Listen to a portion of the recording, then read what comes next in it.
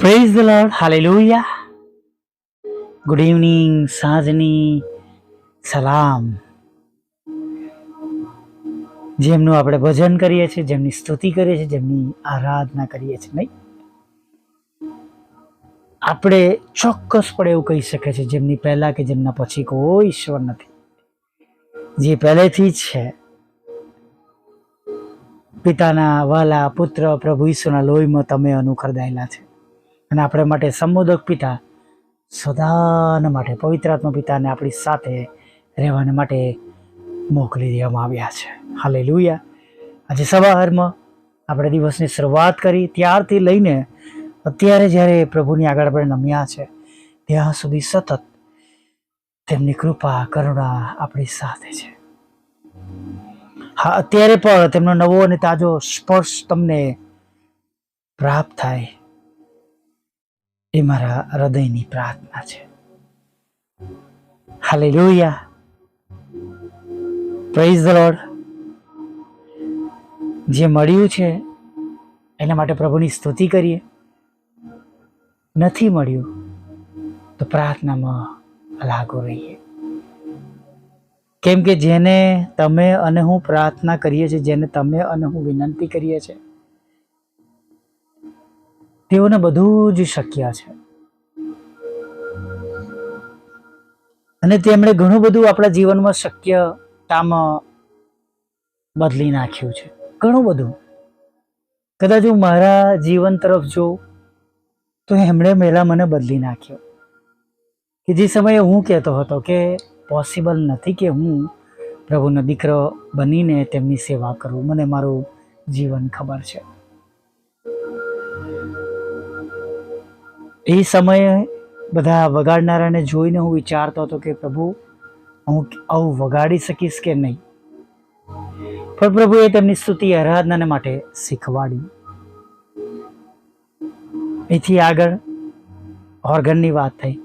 Keyboard જોઈએ, નાનું રમકડાનું keyboard હતું, એ લઈને ક્વાયરમાં વગાડતો હતો. અને ત્યારથી પ્રભુએ કીબોર્ડની પ્રાર્થનાઓ સાંભળવાની શરૂઆત કરી. એક નાનકડા કીબોર્ડથી લઈને SX 720 કીબોર્ડ સુધી પ્રભુએ અપાવ્યું. એક કરતાં વધારે કીબોર્ડ આપ્યા. Praise the lord, hallelujah. કોઈ આવીને ઝઘડો કર્યો કે તમે જોર જોરથી વગાડો છો, ગીતો ગાઓ છો, અમને ડિસ્ટર્બ થાય છે. બહુ ગંદા બહુ ખરાબ શબ્દો મારા પપ્પાને કહ્યા હતા. મારા પપ્પાની આંખમાં આંસુ આવી ગયા હતા જ્યારે તેઓ મને રૂમમાં કહેવા આવે ઉપર. ત્યારે ત્યાં એક સાદો સુવાનો રૂમ હતો. શુક્રવારની પ્રાર્થના ઓનલાઈન સભા ચાલતી હતી. સ્તુતિ આરાધનામાં ગીતો ગવાતા હતા, હે મેરા વહી ઠિકાના.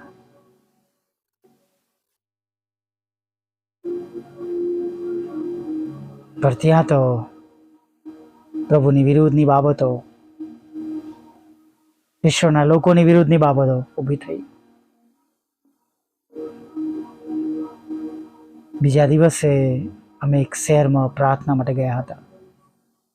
ક્વોરન્ટાઇન સમયમાં,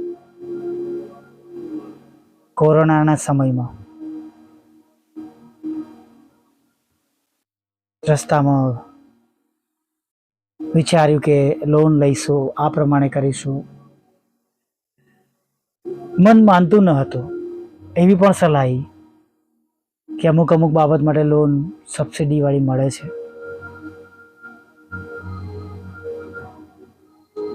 પણ હંમેશા હું જોતો તો એક જૂઠ પર એ ઘર બંધાયું હોત, એ રૂમ બની હોત. પ્રદીપે એટલી ગજબની રીતે રસ્તા ખુલ્લા કર્યા ને કે જેનો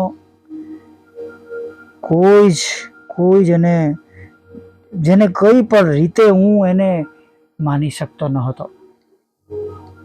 કોઈ જાણી શકતું નહોતું કે આ રૂમ સુધીના પૈસા પૂરેપૂરા મળશે.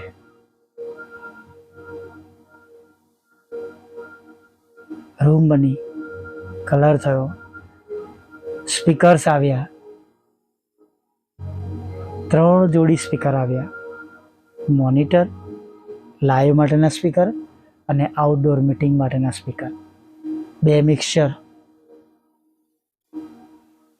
Praise the lord, hallelujah. બહાર માટે અને ઘરમાં મીટિંગો માટે, પ્રાર્થના રૂમો માટે.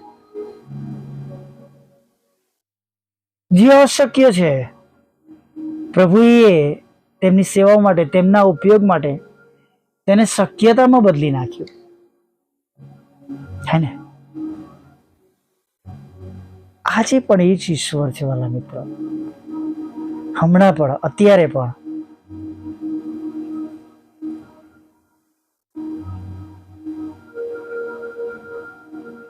આજે પણ મારા અને તમારા માટે અને તમારા અને મારા માટે તેઓ કંઈ પણ કરી શકે છે. પણ શું આપણે તેમના માટે કંઈ કરીએ છીએ? આપણે માંગીએ છીએ, ઉપવાસ સાથે માંગીએ છીએ, ઉપવાસ સાથે આભાર માનીએ છીએ, ઉપવાસ સાથે સ્તુતિ આરાધના કરીએ છીએ, કે ખાલી માંગવા માટે જ કરીએ છીએ? વાત થોડી કડવી છે પણ એક સનાતન સત્ય છે.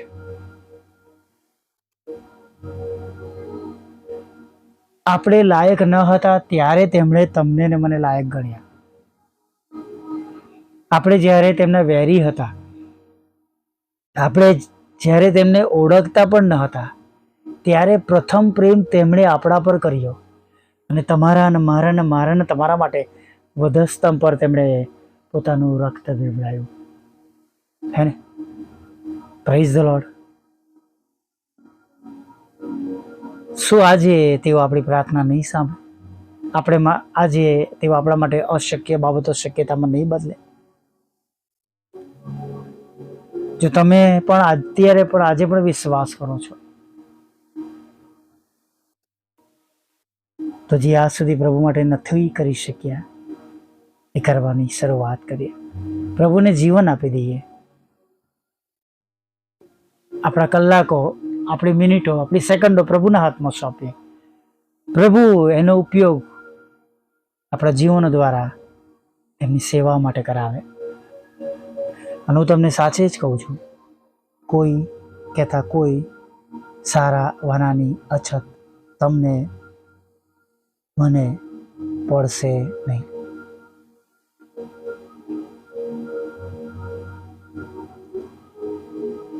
પ્રભુ તો સ્પષ્ટ કહે છે કે તમે જગતના માતા પિતા થઈને તમારા બાળકોને સારા દાન આપો છો, જેઓ આકાશમાંના બાપની પાસે માંગે છે એમને કેટલું વિશેષ આપશે. ઓળખીએ, જાણીએ, વધારે નજદીક જઈએ. આપણે જે તમારા અને મારા માટે અશક્ય છે આજે પણ, હમણાં, અત્યારે પણ તમારા અને મારા માટે અશક્યને શક્યતામાં બદલી નાખશે. હાલેલુયા. વિશ્વાસ કરીએ, વિશ્વાસ રાખીએ અને વિશ્વાસથી તેમની પાછળ ચાલવાનું ચાલુ રાખીએ. અવસાદના સમયે એ વિશ્વાસ કરીએ કે જે હજી સુધી આપણા માટે બન્યું નથી એ હવે આગળ ચોક્કસ બનનાર છે. આમીન. Praise the lord. ભલા પ્રભુ, અમે તમારી સ્તુતિ કરીએ છીએ, તમારો પુષ્કળ આભાર માનીએ છીએ. અને પ્રભુ, આભાર માનતા, સ્તુતિ કરતા, આરાધના કરતા તમારા ચરણોમાં નમી જઈએ છીએ.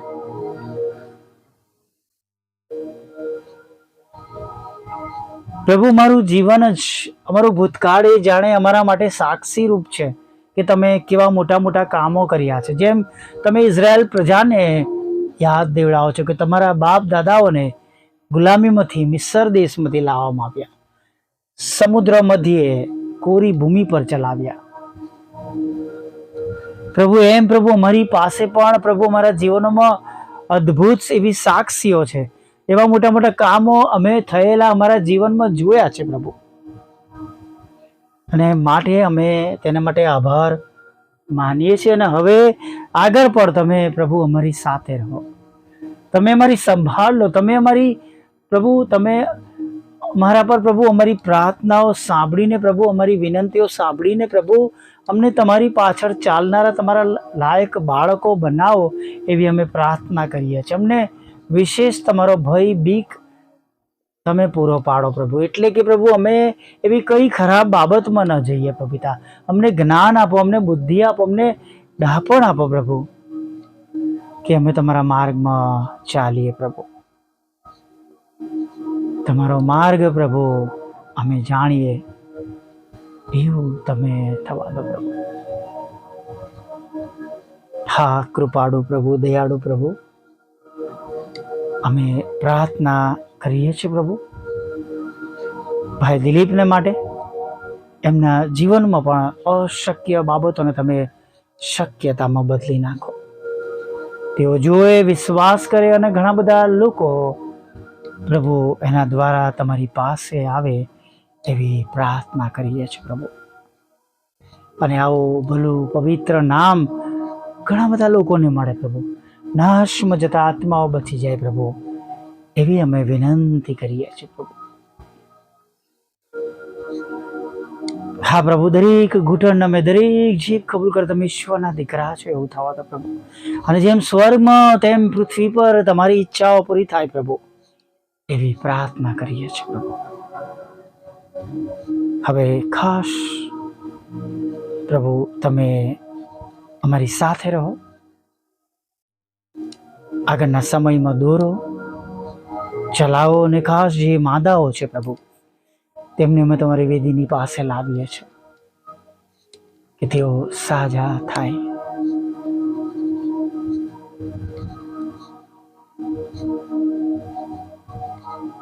કોઈ પણ રોગ છે તેમના શરીરમાં જે અત્યારે રાજ કરી રહ્યો છે, એમના દુઃખનું કારણ છે, હતાશાનું કારણ છે, નિરાશાનું કારણ છે, તકલીફનું કારણ છે, ચિંતાનું કારણ છે પ્રભુ, એ બીમારીઓ પ્રભુ અમે એને ધમકાવીએ છીએ તમારા નામમાં પ્રભુ, અને આજ્ઞા કરીએ છીએ સર્વ પ્રકારના એ રોગો,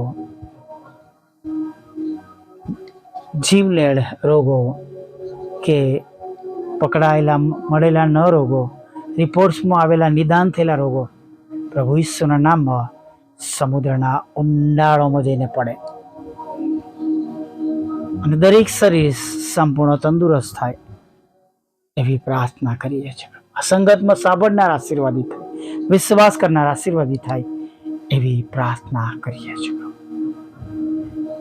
જ્યાં કઈ લડાઈ ઝઘડો છે પ્રભુ, કોર્ટ કેસ છે, એફઆઈઆર છે, ખોટા તુમ્મતો છે, તમે તમારી મોટી દયા, કૃપા અને કરુણા રાખો પ્રભુ.